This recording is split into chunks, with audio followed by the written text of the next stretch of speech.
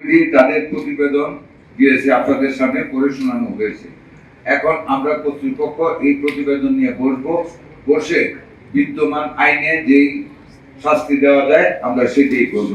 হাসপাতালের লাইসেন্স বাতিল করার কোনো পরিকল্পনা আপনাদের থাকবে কিনা? সেগুলি আমরা আইন দেখে আইনানুগ ব্যবস্থা নেব। না, কিন্তু মাননীয় মন্ত্রী, একটা বিষয় হলো অতীতে আমরা দেখেছি কোনো হাসপাতালে কোনো মৃত্যু ঘটনা ঘটলে দেখা যায় যে যাতে থেকে আলামত নষ্ট করতে না পারে সেই জন্য ওই হাসপাতালটা সিলগালা করা হয়। তো এখানে এরকম একটা মর্মান্তিক ঘটনা ঘটলো, 6টা বাচ্চা মারা গেল।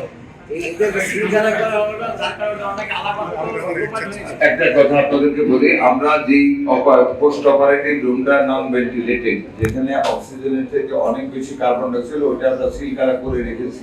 জীবন অবাক না করলে কে করবে? 28% মিল্ক ফ্যাটের অবাক করার সাথে ফ্রেশ মিল্ক পাউডার। জীবন অবাক করুক প্রতিদিন। পুরা হাসপাতালে 200-র উপরে রোগী আছে। পুরা হাসপাতালটা অরণ্য ছাড়েন আমরা বন্ধ করতে পারি না। 1, 2 নম্বর, সেটা আইন বহির্ভূত একটা কাজ। আমরা আমাদের যেটা আইনে যা আছে আপনাদেরকে প্রমিনেন্টলি বলি, আইন যা বলেছে তদন্ত করতে হবে।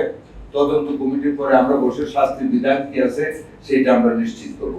এখানে যে আমরা আগামী 2 দিন বন্ধ, রবিবারের ভিতরে আমরা সিদ্ধান্তে বলবো। ইনশাআল্লাহ আপনারা সন্ধ্যার মধ্যে